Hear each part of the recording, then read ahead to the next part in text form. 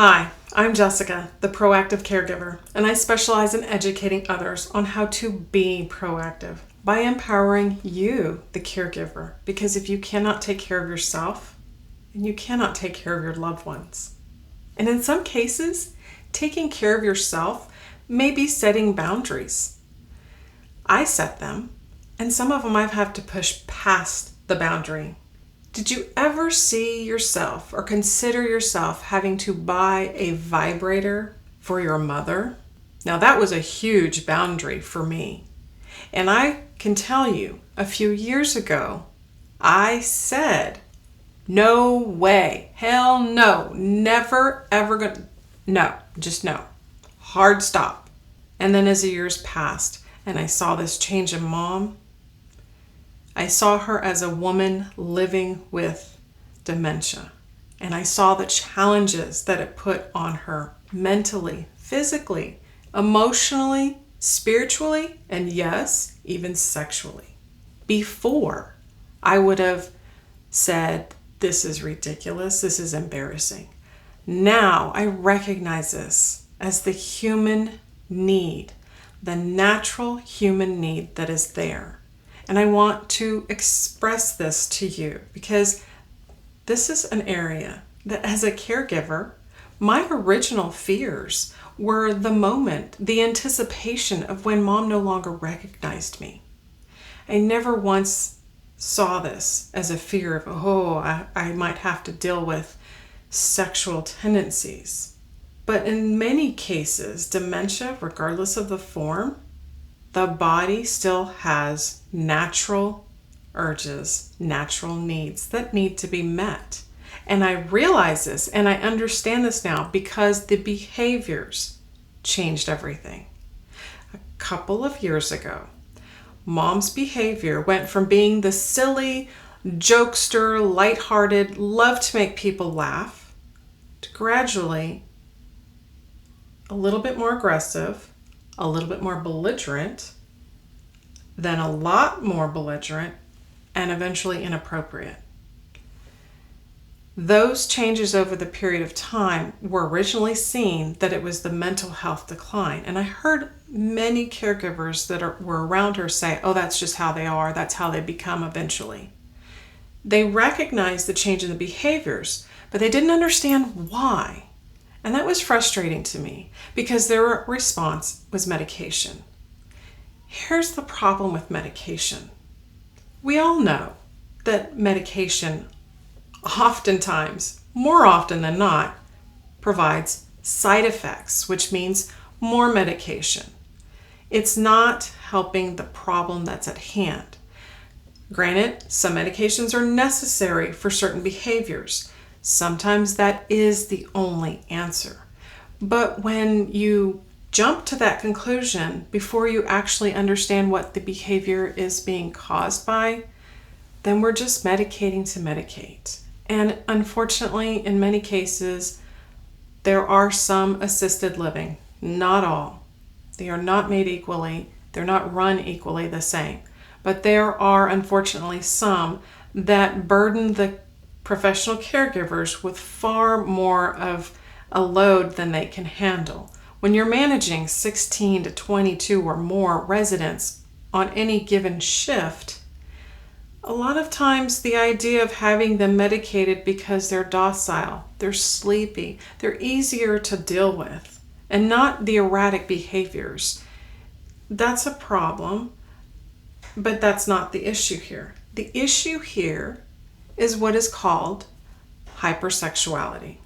These changes that were happening with Mom and the behavior that was proving these changes were going closer and closer to this more aggressive problem is because her body in itself was in this fight or flight mode. This body was fighting for life. This body still trying to fight for some quality of life. Living with dementia doesn't mean life as you know it is over with. So if we're trying to encourage them to be more active and still engage, then why would we discourage sexual improvements, sexual tension release, sexual health and well-being. The one area that I took a long time to accept was that Mom, and she reminded me, the furnace may have some ashes, but the embers are still burning.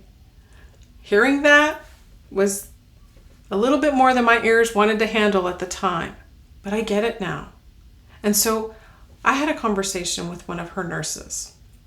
And the nurse even explained to me this behavior that she's exhibiting. And she is honestly telling us when she says, I'm so horny, it hurts. Okay, let's check to make sure there's not a UTI. There isn't. Let's check to make sure these other medications aren't needing to be adjusted or removed from her list of medications. Now let's check to see what else is happening. I noticed the days that Mom was being overly aggressive with the sexual conversation, she hadn't had exercise in days. Boredom is one thing. She always told me idle hands, idle minds gets you in trouble. This is not exactly the same thing, but at the same time I was able to recognize she had too much idle body mass sitting in her room, laying in her room, not doing anything that would actually help the body with the circulation and blood flow. Hormones is another area. We all need estrogen, testosterone, progesterone. She's staying up all night. She's not sleeping well. She's not exhausting. She's not physically exhausted. She's not mentally exhausted. And with this sexual tension building, you're going to be staying up throughout the night. It's going to be something that bothers you. Recognizing that she is, in fact, a woman with needs. She's not just my mother. She is a woman with needs. Something had to be done other than just giving her more medication. So we made an agreement. If I can provide the supplies, then I can help contribute. The nurse would help provide her with a safe environment, privacy, shower days, however it was handled, that she would be able to have some sexual tension release. This works. Ironically, within days of finally getting Mom to adapt to this, I get a text from the nurse saying, Operation Vibration was a hit and Pablo gets a gold star. Yes, and for those of you who are named Pablo, I must apologize, but it's given in a term of endearment because Mom went from being very much so against this, her own ideas of what sexual expression meant, kept her from actually accepting this as a possible result, possible way to open up and actually release. Having this new opportunity, this new toy, made her the happiest woman you can imagine. I can tell you that she went from the grumpy scowls to smiling and glowing, wanting to tell everybody, fortunately in her residential area, what new toys she had and how wonderful Pablo is. We had to have some ground rules about when he can come out and when he can't come out. But the difference was the behavior changed drastically. There was no need for a medication adjustment. There was a need for physical movement. There was a need to let the energy flow. And her appetite did improve after this. I know it sounds absolutely bizarre. I never thought I would be buying my own mother a vibrator, but at this point in time, I am so glad I did because I saw the difference it made in her. I saw the changes that helped her have a little bit of quality of life return to her.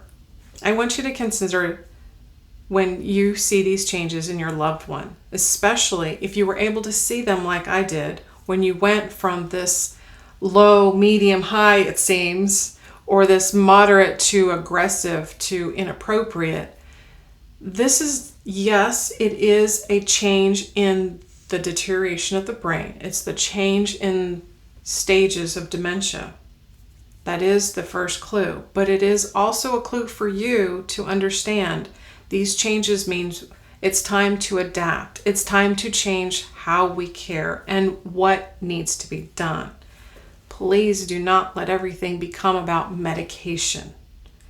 That may be the easy, simple route for many.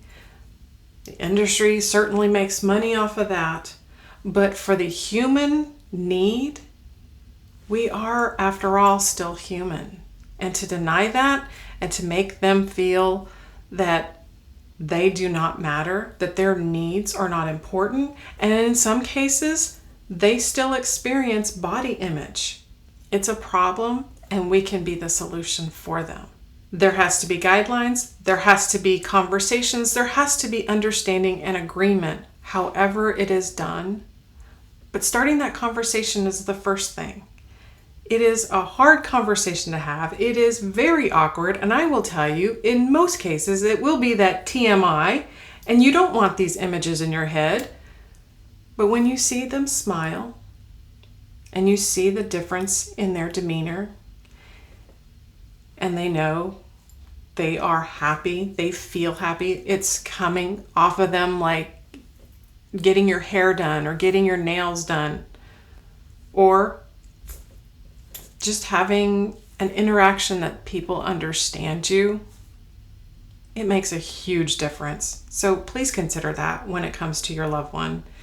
Hypersexuality is something that can actually damage relationships. It can create this awkward conversation or want you to avoid that person.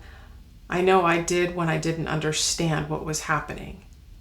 But now that I see what's actually happening and the difference it can make, it's just one more area as a caregiver that I acknowledge makes a difference. And it's one more area that we need to advocate for our loved ones about. I know that's been a lot. Let it sink in and just go where it leads you. Be proactive. Until next time, take care, everybody.